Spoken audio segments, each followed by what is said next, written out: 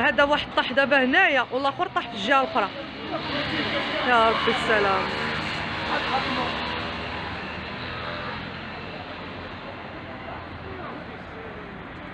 حول ولا قوة إلا بالله العلي العظيم.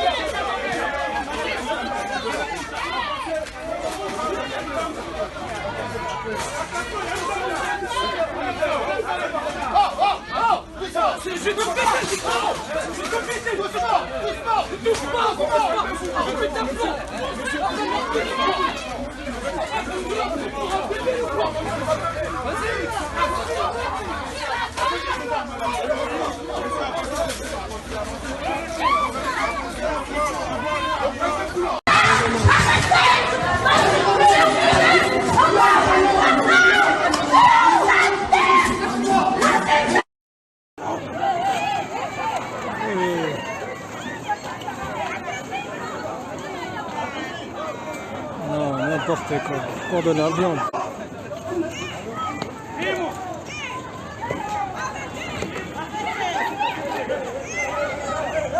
C'est des malades. Il a fermé les portes, les boucheries.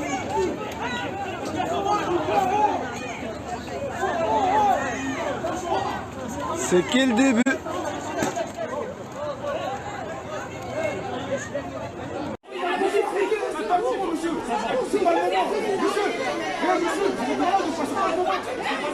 Briga na fila.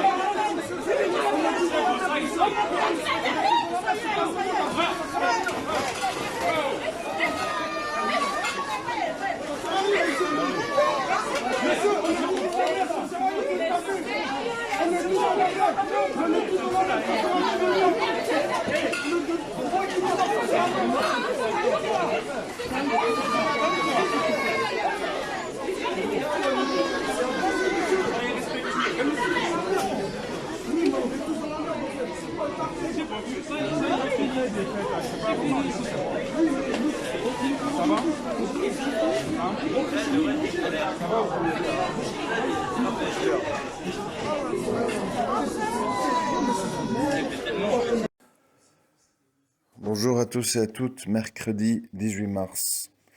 À nouveau un audio. Désolé pour la cadence, mais je juge que c'est nécessaire. Donc je rappelle pour ceux qui ne comprennent pas ou qui sont perdus. Je ne peux pas avoir plusieurs chaînes YouTube. Donc dans la même chaîne YouTube, je regroupe toutes mes activités. Et encore, certaines, je ne mets pas parce que ça prêterait à confusion.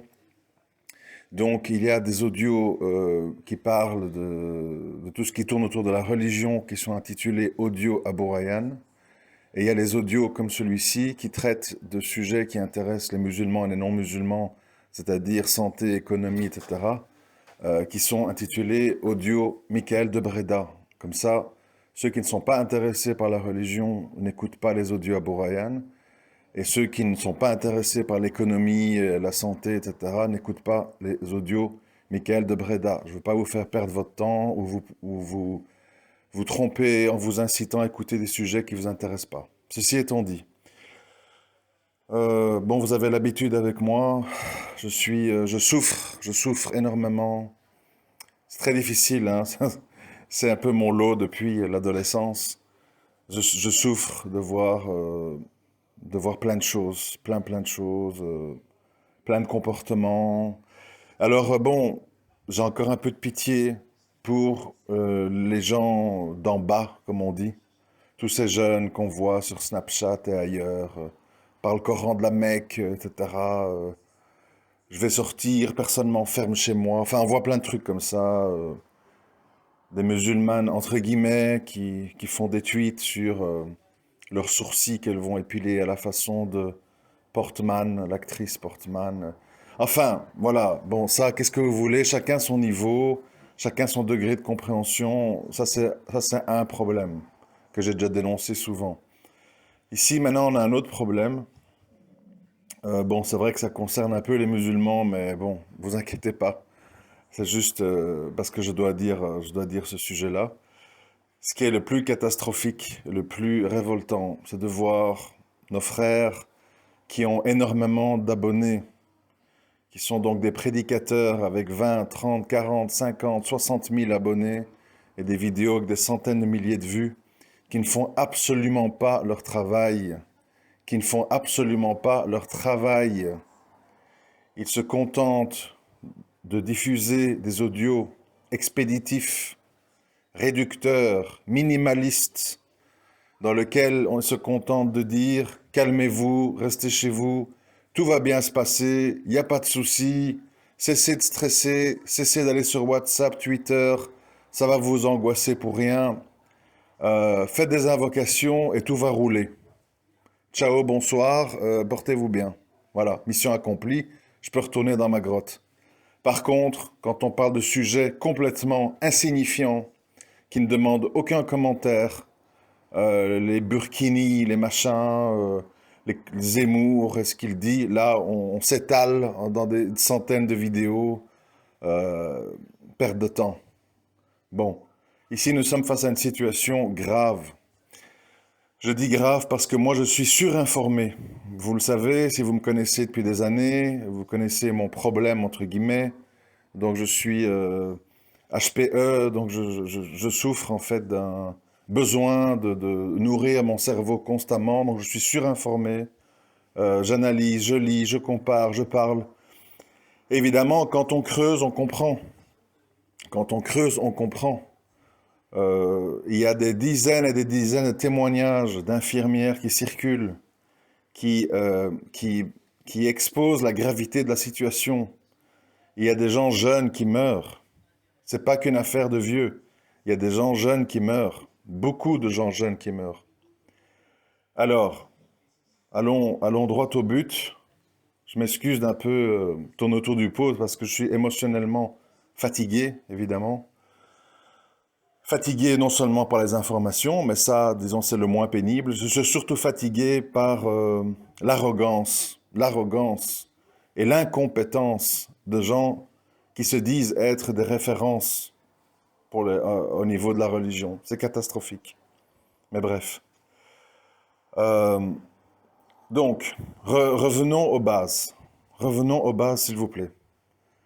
Nous avons un virus. Ne perdons pas de temps à savoir, est-ce que c'est l'Amérique, c'est la Chine, c'est un laboratoire, c'est pas un laboratoire, bon.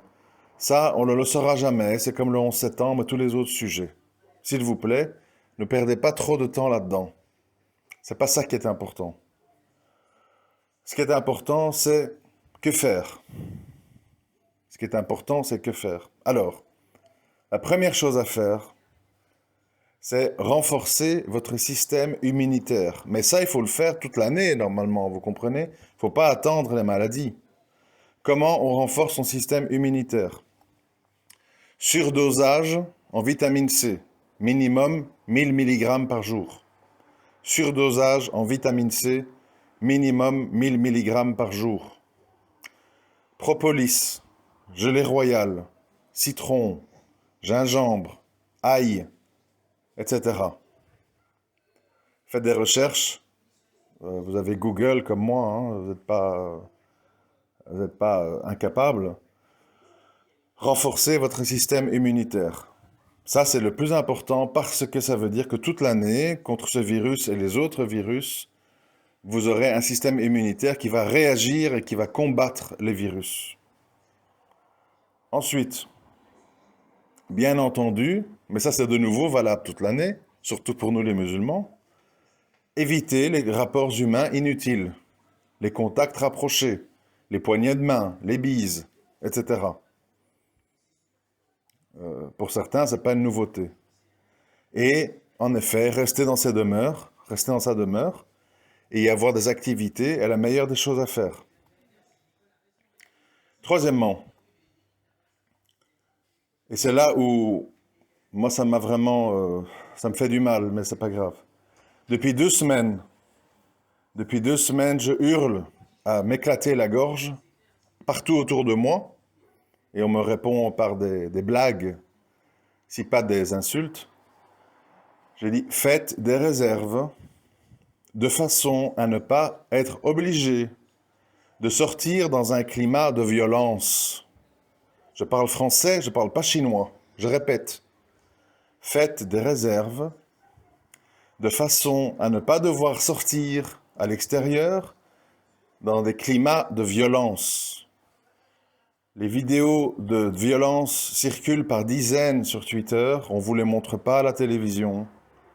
Il y a des bagarres, et ne croyez pas que c'est qu'une affaire de jeunes délinquants.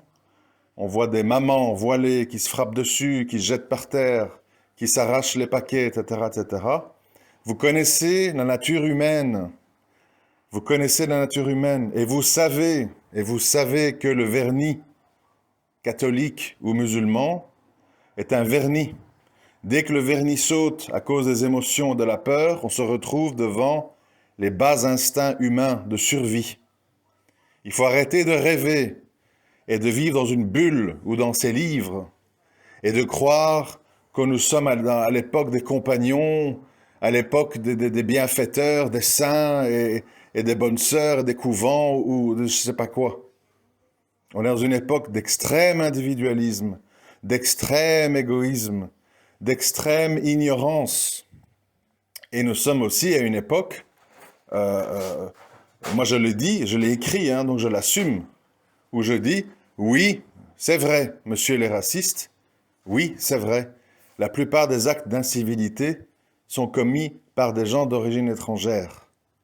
Par contre, n'ayez pas l'indécence d'accuser la religion islamique de ces méfaits. Tous ces gens ont été éduqués par vos médias, par vos télévisions, par vos programmes, par M. Hanouna, par M. Arthur, etc. Il n'y a plus aucune émission culturelle ou intelligente à la télé. C'est du divertissement, des séries ou des téléréalités. Et le fruit, c'est ça. Et ces gens-là, ce sont les gens qui sont socialement en bas de l'échelle. Il se fait qu'en majorité d'entre eux, ce sont des gens d'origine étrangère, mais ils sont comme ça à cause de l'éducation qu'ils ont reçue ici. Et quand je dis ici, je ne parle pas de lieu, je parle d'ici en tant qu'époque, puisque maintenant les télévisions arabes ne valent pas mieux. Donc, cessez les raccourcis honteux qui consistent à dire que ces comportements sont le fruit de la religion islamique. L'islam prône l'inverse. La patience, le partage, la fraternité, l'instinct de sacrifice, etc. Mais on ne peut pas obliger les masses populaires, françaises de souche ou arabes et maghrébines, à prendre en compte les ordres de leurs livres saints, Bible, Coran, etc. Ils ne veulent pas. C'est comme ça. Donc, il ne faut pas tout mélanger. Et j'ai dit aussi, je l'écris et je l'assume, j'ai dit, nous, les musulmans, nous devons, je l'ai dit depuis longtemps, on m'a accusé de raciste à cause de ça, j'ai dit, nous, les musulmans, nous devons admettre les mauvais comportements à beaucoup de niveaux, gestion des poubelles, traitement des animaux, éducation des enfants, relations hommes-femmes, etc., les mauvais comportements de certaines personnes qui se disent musulmanes, parce qu'ils sont soi-disant nés dedans. Ils sont nés avec un Coran dans le cerveau. Non, ils ne sont pas nés avec un Coran dans le cerveau, ils sont nés avec des coutumes, des traditions et des habitudes, et qu'à l'image de pas mal de juifs, ils ont respecté au détriment de la soumission et l'obéissance au Créateur. Et leur vraie religion, c'est la religion des ancêtres et des coutumes, pas la religion islamique. Il faut dire oui, c'est vrai, et nous nous désavouons d'eux. Et on espère qu'un jour ils vont revenir à la religion et abandonner les coutumes, au lieu de dire qui es-tu pour dire ça nos coutumes, on a le droit à notre arabité, espèce de raciste, tu veux qu'on se mélange tous, etc. Des réactions idiotes, stupides, de gens qui ne comprennent absolument pas le fond de mon message. Dans la vie, la décadence arrive quand les gens de bien n'osent plus appeler le mal, et qui commencent à se dissimuler derrière Je dénonce le mal tant que ça ne concerne pas ma famille, mes proches, ma communauté, mon entourage, quand c'est loin. Et nous sommes des spécialistes à pester de la télévision en disant Yahoud, Yahoud, Yahoud, les Juifs. Et nous quoi? La réalité, c'est quoi? C'est que bon nombre de Palestiniens qui n'osent pas l'avouer préféreraient vivre en Israël, être en prison en Israël, que de vivre en Palestine et d'être emprisonnés par des Palestiniens. Ça, c'est la réalité. Mais qui l'a dit? Qui l'a dit? Personne, parce que nous sommes dans des raisonnements tribalistes. Vous comprenez? On défend les siens, même si c'est de la merde. C'est pas comme ça que ça fonctionne. Et ici, dans la crise dans laquelle on vit maintenant, il faut avoir le courage de dénoncer le manquement des prédicateurs, il faut avoir le courage de dénoncer les auteurs d'incivilité et arrêter de se cacher derrière l'appartenance raciale, tribale.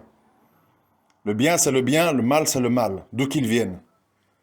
Le prophète de l'islam a dit, si ma fille Fatima aurait volé, je lui aurais coupé la main. Ça veut tout dire, il n'y a pas besoin de s'étaler plus que ça. Donc ici, encore, je répète, il faut que les musulmans cessent de penser consciemment ou inconsciemment qu'il y aura toujours de l'assistanat autour d'eux pour les soigner, pour les protéger, pour les encadrer. Prenez-vous en main, instruisez-vous, soignez-vous. N'attendez pas qu'on vous dise les rayons des magasins sont vides pour commencer à dire « Ah, qu'est-ce qu'on va faire? Ma petite Khadija va mourir de soif et de faim. Allô, les frères, ne m'oubliez pas à partager vos stocks avec moi. » Achi, quand je t'ai dit « Fais des réserves », tu m'as craché à la figure. Pourquoi? Pourquoi tu m'as fait ça à un frère qui est venu vers toi, fils Abilillah, en espérant rien en échange, et qui t'a dit « Achi, pense à ta famille. Fais des petites réserves pour un mois. On ne sait jamais. On ne sait jamais. Peut-être tout le système part à volo, les camionneurs s'arrêtent d'amener des stocks au magasin, etc. Pourquoi tu m'as craché à la figure? D'une manière arrogante. Non, non. À la télé, ils ont dit que tout va bien, qu'il y a des réserves. Qu'est-ce qu'il y a? On te connaît, Abou Rayhan, tu es un alarmiste. Voilà ce qu'on m'a dit. Et moi, j'en ai marre de toujours dire les choses, parfois avec des années à l'avance. Pas parce que je prophétise, Aoudou Billah, parce que je réfléchis, parce que je lis, parce que je m'instruis. C'est ça l'histoire. Alors les frères qui sont dans les livres de sciences religieuses du matin au soir, c'est bien. On a besoin de vous, on a besoin de références religieuses.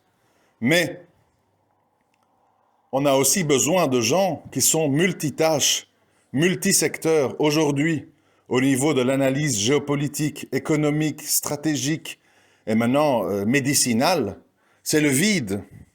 Et c'est la raison pour laquelle bon nombre de musulmans et de musulmanes se tournent vers des gens de la dissidence, se tournent vers les thèses complotistes. Parce que quand ils regardent dans leur communauté, ils voient le vide.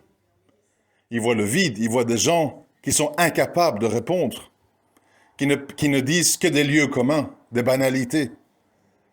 Place ta confiance en Allah, tout va bien se passer, t'inquiète pas, écoute les médias mainstream. Sur le net, il y a beaucoup de mensonges et de fake news qui circulent. Voilà tout ce qu'ils trouvent à dire. Vous vous rendez compte de la gravité de la situation? Au lieu de dire « je ne suis pas compétent, je suis ignorant, je ne comprends rien à ce que ça signifie, le pétrole qui s'écroule, l'or qui ceci, les actions qui machin », ils ne comprennent pas, parce qu'ils ne s'y intéressent pas. Parce que pour eux, c'est le dunya, c'est le bas monde. Donc, ça ne vaut pas la peine. Ils sont là, je suis à mon 5e récitation du Tajwid 45, de tel truc. C'est bien, mais le problème, c'est que la communauté musulmane a besoin de gens de terrain, des gens qui ont des compétences concrètes qui vont leur servir dans leur vie de tous les jours. Et on met toujours en porte-à-faux les connaissances religieuses avec celles de ce bas monde. Conclusion, les musulmans intellectuels se tournent vers d'autres personnes. Et souvent des gens, comme ils sont mécréants, qui parlent sous leur angle à eux, de gens qui ne croient pas. Alors après, il ne faut pas venir pleurnicher. Ah, les musulmans sont tous dans les thèses complotistes. Mais pourquoi? Parce que vous n'êtes pas là. Parce que vous n'apportez pas de réponse. Parce que vous tenez des discours en décalage avec la réalité et les soucis et les interrogations des gens. C'est ça la réalité. Plutôt qu'être humble, d'apprendre, de poser des questions, d'écouter, Ils pourraient, par exemple, écouter certains de mes audios et puis les mettre à leur sauce en rajoutant des hadiths, des versets, etc. Mais ils le font même pas, tellement ils sont arrogants. Ils le font même pas. Allez écouter, s'il vous plaît, allez écouter le dernier audio de l'imam Boussena sur la crise du coronavirus. C'est triste à pleurer. Au mieux, c'est un somnifère. C'est grave la situation. La situation, elle est grave. Elle est grave non seulement chez nos jeunes qui sont devenus des petits monstres vulgaires qui disent le Coran de la Mecque à tout bout de champ ou des Wallah sans arrêt pour dire des horreurs, des vulgarités, des insanités. Et de l'autre côté du prisme, on se retrouve avec des tonnes de prédicateurs, d'ailleurs, qui sont parfois des convertis, hein, ne disons pas que ce ne sont que des gens maghrébins, qui ne font pas leur travail, qui n'assistent pas leur communauté, qui ne donnent pas des conseils concrets. Trouvez-moi un audio de tous ces gens, je ne vais pas citer tous leurs noms, vous les connaissez tous, qui vous dit comment renforcer votre système immunitaire, qui vous explique qu'est-ce qui se passe au niveau économique, qui vous explique qu'est-ce qui se passe au niveau de la monnaie papier et de l'avenir et de l'or, etc. Ils n'en parlent pas, zéro. Donc malheureusement, nous les petits, les sans science, on est obligés de se prendre en main. Voilà. Et si les gens veulent savoir pourquoi ce Abou Rayhan se permet de faire des audios, je me permets de faire des audios parce que vous ne les faites pas. Parce que vous êtes enfermés dans vos certitudes et dans vos connaissances caduques par rapport à nos réalités. Alors on passe maintenant depuis des années, on passe d'une pleurnicherie à l'autre. Oh les Rohingyas, oh les Ouïghours, oh les Palestiniens, oh le coronavirus. On pleure, on est des victimes, on souffre. Faites des invocations, mais n'oubliez pas de mettre le fric dans le panier, hein, on doit agrandir la mosquée ici. Et tout se passe comme ça. Quand il y a eu le début de la maladie en Chine, qu'est-ce qu'on a entendu? Ah, c'est un châtiment envers les Chinois pour les Ouïghours, etc. Et vous croyez que les hypocrites, les lâches et les ignorants que nous sommes en majorité, on ne va pas être châtiés? Vous croyez que ça va être un châtiment réservé à une population? Chacun aura son lot. Chacun aura son épreuve. Ben, je dis tout ça pourquoi? Je dis tout ça parce que vous avez le devoir, en tout cas ceux qui m'écoutent et qui me font un minimum confiance, de réfléchir, d'essayer de lire entre les lignes, de comprendre qu'il y a des mouvements importants qui se passent sur Terre, au niveau de l'économie, au niveau du retrait des troupes américaines d'Afghanistan, au niveau de la dernière poche de résistance dans le nord-ouest de la Syrie, au niveau de la politique, au niveau de toute une série de supercheries, les gilets jaunes, etc. Tout ce qui se passe dans l'actualité, il faut faire des liens, il faut faire des connexions, et il faut y voir des signes, et il faut tirer des leçons de tout ça, pardon, des points de réflexion. Donc ici, dans la situation qui nous occupe maintenant, il faut plus que jamais être chez soi, éviter les contacts inutiles, insister sur l'hygiène, renforcer son système immunitaire et avoir des réserves. Il n'est pas encore trop tard. Certes, il fallait le faire au début. Il n'est pas encore trop tard pour, si on vous laisse, parce que maintenant je crois qu'on va avoir des quotas, on va avoir des règlements qui vont empêcher les gens d'acheter plus qu'il ne faut. Il n'est pas encore trop tard pour essayer de bien faire. Et cesser d'écouter les gens qui vont vous dire que tout va rouler sur des roulettes et que tout va bien se passer. On n'en sait rien. Personne n'en sait rien. Moi, j'ai pas dit que ça va mal se passer. J'ai pas dit qu'on va être dans World War Z avec des zombies et des millions de morts. C'est pas ça que je dis. Que les gens ils caricaturent les discours. Je dis que dans la vie, il vaut mieux prévenir que guérir. Et donc, il faut se prendre en main. Il faut réfléchir. Il faut prendre des décisions. Et il faut parer au moindre mal. Et ça ne sert à rien de botter en touche sans arrêt. Botter en touche, botter en touche, botter en touche. Il faut réfléchir. Il faut essayer de conscientiser vos proches aussi. Je ne compte plus le nombre de frères et de sœurs qui me disent « mes proches ne comprennent rien, mes proches me prennent pour un fou ». Maintenant, ils commencent à comprendre parce qu'ils sont sur BFM du matin, midi et soir. Je sais que c'est pas facile, mais à un moment donné, la première prêche, la première conscientisation, elle commence par son entourage. Son mari, sa femme, ses enfants, ses frères et sœurs, ses cousins, les parents. C'est plus dur parce qu'il y a des différences de génération, donc il y a une autre approche par rapport à tout ce qui se passe sur Internet, etc. Mais ne rien faire et attendre qu'on vous dise tout à la télé, vous voyez bien ce qui se passe au niveau des médias officiels. Il y a 5 jours, on vous dit les Français doivent continuer à aller au théâtre, à danser, à vivre. Nous, la France, la République, c'est les plaisirs, je sais pas quoi. Puis on vous dit restez chez vous. Et puis on vous dit allez travailler. Puis on vous dit on vous donne des amendes. Puis on vous dit vous avez le droit de promener votre chien. Vous comprenez? Ils savent pas ce qu'ils disent, ils savent pas ce qu'ils font. Et puis on vous dit on attend un vaccin pour l'automne 2021. Puis on vous dit ah il y a moyen de se soigner avec la chloroquine. Il y a un chercheur de Marseille qui a trouvé ce qu'il faut. Ah, s'il a trouvé ce qu'il faut, ben alors allez-y, cessez de dire aux gens de se confiner, dites aux gens de se soigner. C'est le flou, c'est le désordre, vous comprenez? Donc, il faut essayer d'avoir les idées claires et de prendre les bonnes décisions.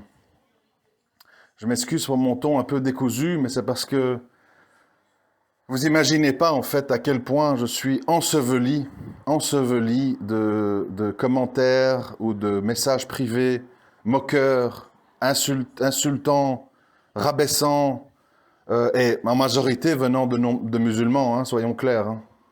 Parce que les musulmans ont cette fierté mal placée qui consiste à ne pas supporter parfois se faire rappeler à l'ordre par quelqu'un qu'ils estiment ne pas être digne de respect, ce qui est mon cas. Pour toute une série de raisons, beaucoup de gens estiment que je ne suis pas digne de respect. C'est pas grave, ma personne ne compte pas. Mais en tout cas, pour ceux qui, même s'ils ne m'aiment pas moi, pensent que mes paroles sont importantes, au moins tenez-en compte et ne restez pas les bras ballants, les inactifs et impuissants face à tout ce qui se passe. Et tout ceci n'entre aucunement en opposition ou en paradoxe avec le fait d'invoquer son Seigneur, d'en profiter pour revenir à ses livres, de rester calme et patient. L'un n'empêche pas l'autre. Il ne faut pas mettre tout le temps la religion en opposition avec le bas monde. Un musulman, c'est un couteau suisse. C'est quelqu'un qui est compétent et qui sait faire dans plusieurs domaines. Pas quelqu'un qui, dès qu'on sort de son domaine de compétence, est un ignorant fini. Et comme il ne sait rien dire, il dit « invoquez Allah, point ». Non, invoquez Allah et faites les causes. Et informez-vous. Ne soyez pas des marionnettes ou des singes de cirque, des perroquets. Soyez des humains conscients, éveillés et instruits. Voilà, je m'excuse pour les non-musulmans. Moi, je suis musulman avant tout, donc c'est normal que je fasse certains rappels à l'ordre concernant ma communauté avant tout. Ça peut vous être utile, certaines choses qui ont été dites, bien sûr. Et j'espère avoir été compris et qu'on peut avancer et passer à autre chose et pas toujours devoir se répéter encore et encore et encore, comme c'est malheureusement trop souvent le cas. À très bientôt, merci.